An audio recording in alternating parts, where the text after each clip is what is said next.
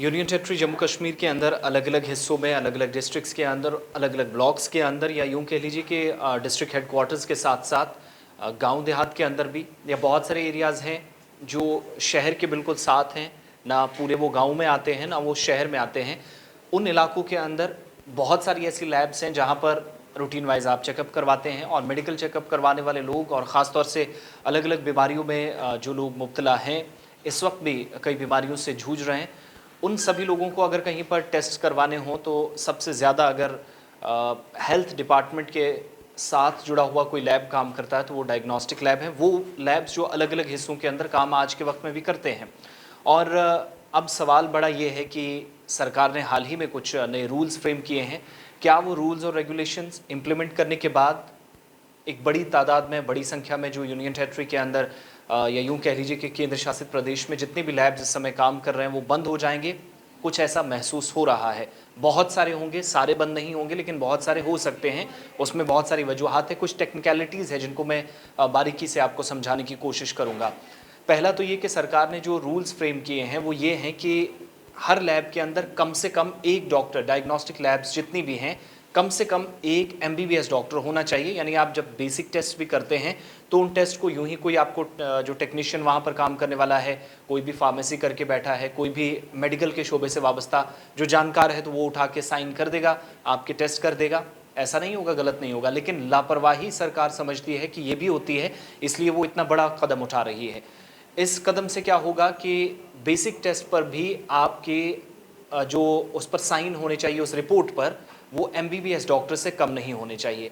और इसका मतलब ये हुआ कि कम से कम एक लैब को एक एमबीबीएस डॉक्टर हायर करना पड़ेगा। यही सिचुएशन बन रही है, और बहुत सारे लैब्स अब जो लैब्स के मालिकान हैं, जो ऑनर्स हैं उनके, वो इस वक्त सख्त परेशानी में, तजब्जुब में हैं, और कहीं ना कहीं इंतज़ामिया में अपना एतमाद या भरोसा कह लीजिए खो चुके हैं। और ख़दशात का इजहार किया जा रहा है कि उनके लैब्स आने वाले वक्त में बंद हो सकते हैं, चूँकि हमारे पास जो जानकारी है, इन रूल्स के फ्रेम होने के बाद बहुत सारे इलाकों के अंदर तिब्बी सहूलियात या जो मेडिकल फैसिलिटीज़ हैं वो बुरी तरह मुतासिर होने वाली हैं, प्रभावित होने वाली हैं। अब पिछले कुछ सालों से एक बात चल रही थी, मुल्की सतह पर कुछ रूल्स फ्रेम किए गए और ये कहा जा रहा था कि जम्मू कश्मीर के अंदर भी ये इम्प्लीमेंट होने चाहिए, और हों भी क्यों ना, चूँकि यूनियन टेरिटरी के अंदर आप इस वक्त काम कर रहे हैं। डायरेक्टली जो फैसला लेना है वो होम मिनिस्ट्री ने लेना है, सेंट्रल गवर्नमेंट फैसले लेती है, थ्रू लेफ्टिनेंट गवर्नर एडमिनिस्ट्रेशन लेना है, थ्रू मेडिकल एजुकेशन डिपार्टमेंट लेना है, या हेल्थ अथॉरिटीज़ के थ्रू लेना है। तो ऐसे में हमारे पास जो आदाद शुमार है अनऑफिशियल हैं, लेकिन एक अंदाजे के मुताबिक 800 से ज़्यादा लैब्स इस वक्त जम्मू कश्मीर दोनों प्रोविंसेस में काम करते हैं, जहां पर रूटीन वाइज अस्पतालों से बाहर निकलो तो डायग्नोस्टिक लैब्स के अंदर आप चेकअप के लिए चले जाओ। 800 के करीब लैब्स हैं, जिनमें तकरीबन 13 से 13,500 के आसपास लोग आज के वक्त में जॉब्स कर रहे हैं, यानी उनका घर भी चलता है, रोजी रोटी का सारा जो सिलसिला है वो इन लैब्स के साथ जुड़ा है। अब ये बंद अगर होते हैं तो इस पर अभी तक मेरे पास जो जानकारी है उससे सिर्फ अभी तक केपीडीसीए ने इसके मुतालिक आवाज़ उठाई है, और Kashmir private diagnostic centres association जो है, चूँकि जब ये कवानीन बने, ये रूल्स फ्रेम होंगे, तो गुजरात, हिमाचल प्रदेश, राजस्थान, ये वो राज्य या केंद्र शासित प्रदेश हैं, ऐसी यूटीज़ हैं या स्टेट्स हैं जहाँ पर आप देखेंगे कि रूल्स फ्रेम होने के साथ ही काम शुरू हो जाएगा। उसका मतलब ये हुआ कि हर लैब को एक एमबीबीएस डॉक्टर रखना पड़ेगा। अगर आपके पास डॉक्टर नहीं है तो उसका मतलब ये हुआ कि आप बेसिक टेस्ट पर किसी टेक्नीशियन से, किसी और शख्स से जो आपकी कंसर्न अथॉरिटीज़ का है, तो उससे उस पर साइन नहीं करवा सकते। ये बहुत अच्छी चीज़ इस एतबार से है कि मरीज़ों के साथ, उनकी ज़िंदगियों के साथ, बीमारियों के दौरान कोई खिलवाड़ नहीं होगा। लेकिन ऐसे में अगर लैब्स बंद हो जाती हैं, बहुत सारी लैब्स हैं जो रिमोट एरियाज़ में हैं, विलेजेस के आसपास हैं, हॉस्पिटल्स में आप जाते हैं चेकअप के लिए तो रूटीन वाइज भी कोई चेकअप करेंगे, डॉक्टर आपको 2 से 3 टेस्ट आपको, जहाँ पर छोटे छोटे आप यूरिन टेस्ट करवाते हैं, ब्लड टेस्ट आपके होते हैं, शुगर टेस्ट होते हैं, तो ये वो लैब है जहाँ पर बेसिक टेस्ट आपके होते हैं, और रूटीन वाइज भी आपको कई बार कराने पड़ते हैं। थोड़ी सी भी आपको कहीं बुखार, नज़ला, ज़ुकाम हो जाता है तो ऐसे में भी डॉक्टर 10 मरतबा आपको रेकमेंड कर देते हैं, आप ये चीज़ कर लीजिएगा।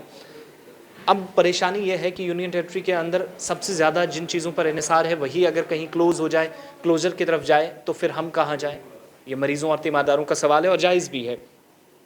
बहुत सारी डायग्नोस्टिक लेबॉरेटरीज़ हैं जो आज के वक्त में जो स्मॉल स्केल्स पे हैं, काम कर रही हैं, गाँव के अंदर हैं, गाँव के साथ साथ हैं, टाउन्स हैं या सिटीज़ में हैं, और अगर डॉक्टर वहाँ पर वो नहीं ला सकते, इसका मतलब वो बंद हो जाएंगी। दैट मीन्स इनका क्लोजर होने वाला है। और Kashmir private diagnostic centres association ये कहती हैं कि फ़ैसला ये जो सरकार ले रही है गुजरात, हिमाचल प्रदेश, राजस्थान की तर्ज पर जम्मू कश्मीर के अंदर ये फ़ैसला इम्प्लीमेंट नहीं हो सकता, इसका इतलाक़ नहीं हो सकता। क्यों नहीं हो सकता? यूनियन टेरिटरी है। अगर स्टेट थे तो स्टेट लेवल पे गवर्नमेंट पहले इस पर फैसला ले सकती थी, गौर ख़ौज़ कर सकती थी। लेकिन फिर भी अब जो यकीन दहानी कराई गई है, एडिशनल चीफ सेक्रेटरी जो medical and health education department के हैं जम्मू कश्मीर यूटी गवर्नमेंट के, विवेक भारद्वाज, उन्होंने कहा कि इस पर वो कंसिडरेशन करेंगे, दोबारा देखेंगे, क्योंकि इससे खुद डिपार्टमेंट के लिए परेशानियां बढ़ने वाली हैं। और आपको ज़्यादा से ज़्यादा प्राइवेट लैब्स दौड़ना है, बड़े बड़े लैब्स, फिर उनको डॉक्टरों की तनख्वाह पूरी करनी है, तो वो पैसा आपकी जेब से जाएगा, प्रेशर आप पे पड़ेगा, जेब ढीली होगी, पैसा पूरा नहीं हो पाएगा, इलाज अच्छा नहीं होगा। फिर आपको वही पुरानी वाली सिचुएशन, आप जम्मू पहुंचे इलाज के लिए, बाकी किसी डिस्ट्रिक्ट जाइए, जी अमृतसर, चंडीगढ़ जाइए, दिल्ली जाइए, बड़े शहरों में इलाज करवाइए, ये ऐसी सिचुएशन बनती है। इसके अलावा बेसिक टेस्ट रिपोर्ट्स पर एमबीबीएस डॉक्टर का साइन करना जो है वो मैंडेटरी करार दिया गया है इन रूल्स के मुताबिक जो नए रूल्स आए हैं।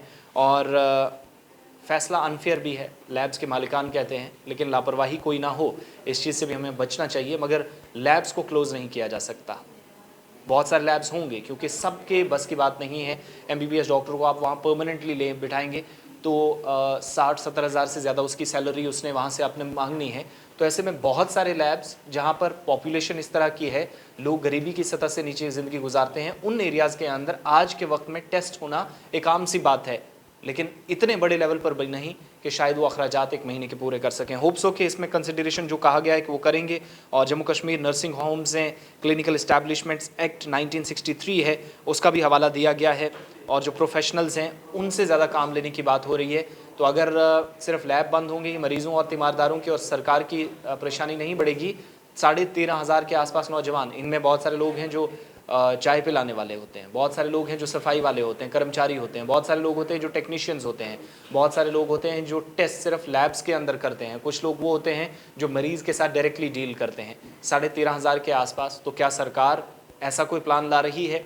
बड़ा सवाल है, सवालिया निशान है। इस लम्हा फ़िक्रिया भी है सरकार की इस इक़दाम के साथ कि क्या इन 13 से 14,000 के आसपास नौजवान जो बेरोज़गार होंगे, ऐसी सिचुएशन बनती है जहाँ पर पहले ही हम 25% के आसपास अनएम्प्लॉयमेंट रेट के पास जा पहुँचे हैं। 2016 के बाद एक बार फिर तबाही के दहाने पर खड़े हैं। इकॉनमी उतनी बेहतर नहीं है कि कहा जाए सब चीज़ें ठीक ठाक हो रही हैं। तो फिर क्या आप करेंगे? क्या सरकार के पास प्लान है वो चीज़ें ठीक करेंगी? ये सारी चीज़ें देखने वाली होंगी। बहरहाल होप्स हो कि आप भी इस पर कमेंट करें, चूँकि जब तक सरकार इन पर रिकमेंड करती है हायर अथॉरिटीज़ को, मरकज़ी सरकार को, भारत सरकार को या कंसर्न मिनिस्ट्री को, तब तक आपकी आरा भी बहुत इंपॉर्टेंट रहेगी। और बहुत बहुत शुक्रिया आप सभी का हमारे साथ रहने के लिए। कमेंट सेक्शन में जाइए, अपनी बात हम तक ज़रूर पहुँचाइएगा और सवालिया अंदाज में सरकार के सामने भी अपनी बात रखिएगा।